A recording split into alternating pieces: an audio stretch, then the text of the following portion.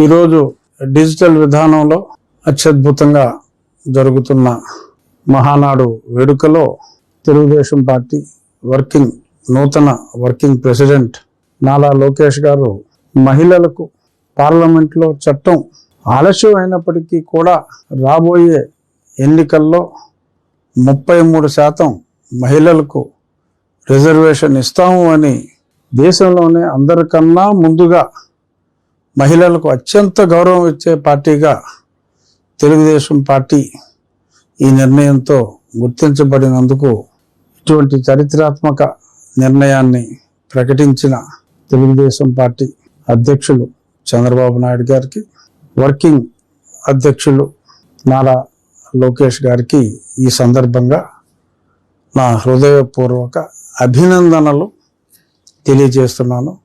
ఖచ్చితంగా ఇది చారిత్రాత్మక నిర్ణయం.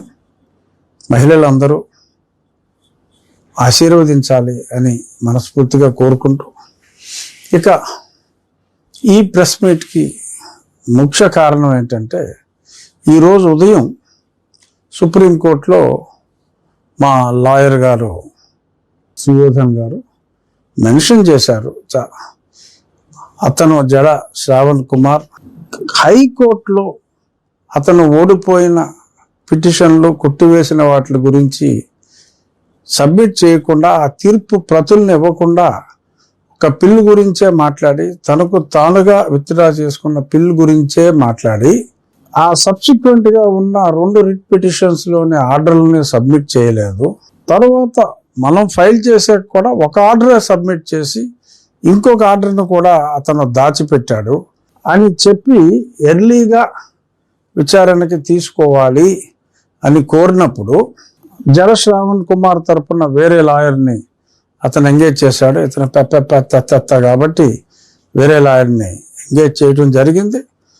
అతను వెకేషన్లో నేను ఉండటం లేదు, ప్రభుత్వం ఇంకా కౌంటర్ ఫైల్ చేయాలి, ప్రభుత్వం కౌంటర్ హైకోర్టులో ఫైల్ చేసినవన్నీ ఉన్నాయి, అయినప్పటికీ ఇక్కడ కూడా ఫైల్ చేయవలసిన ఫార్మాలిటీ ఉన్నప్పటికీ అంతగా పట్టించుకోవాల్సిన అవసరం లేదు, కానీ ప్రభుత్వం ఇంకా ఫైల్ చేయవలసిన అవసరం ఉంది అని అతను మాట్లాడితే, దాంతోపాటు ఇతను సైడ్ నుంచి అది ప్రభుత్వ భూమి అన్నాడు. అసలు ప్రభుత్వ భూమిలో కట్టకూడదు అని కాదు, అక్కడ ఉన్నది పబ్లిక్ ప్లేసులు, పబ్లిక్ పార్కులు, పబ్లిక్ రోడ్ల మీద ఉండకూడదని ఉంది. గుడి పోరంబోకు అది ప్రభుత్వం ఎప్పుడో గుడికి బ్రిటిష్ పరిపాలన కాలంలోనే అక్కడ గుడి పోరంబోకు అన్న భూమి, ఎటువంటి కన్ఫ్యూజన్ లేదు.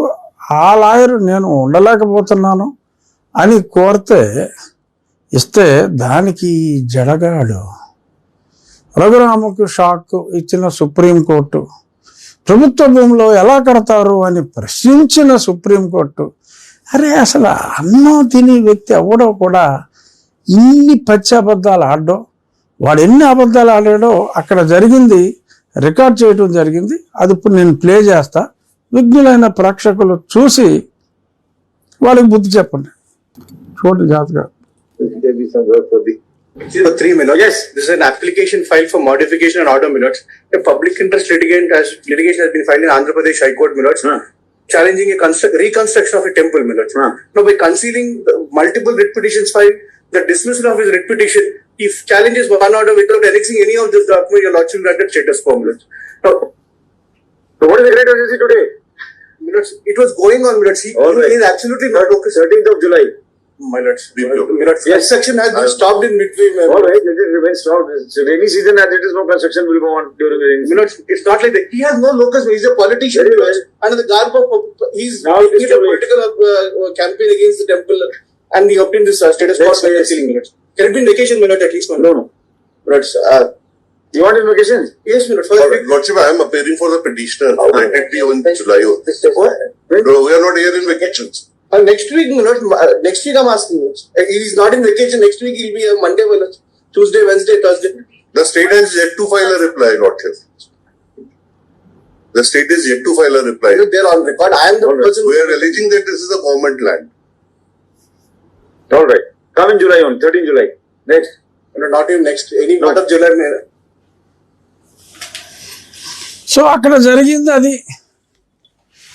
వాళ్ళ తరపు లాయర్లు వేసి ఆ కోర్టు వెకేషన్లో ఇవ్వడానికి సిద్ధంగా ఉంటే వెకేషన్లో నేను ఉండట్లేదు అని అంటే, సరే ఎలాగో వర్షాకాలంలో పెద్దగా కట్టేది ఏముంటుంది, ఇబ్బంది ఏముంటుందని చెప్పి వారు కోర్టు తెరిచే మొట్టమొదటి రోజు జూలై 13 సెలవుల అనంతరం ఆ తారీఖు వేయటం జరిగింది.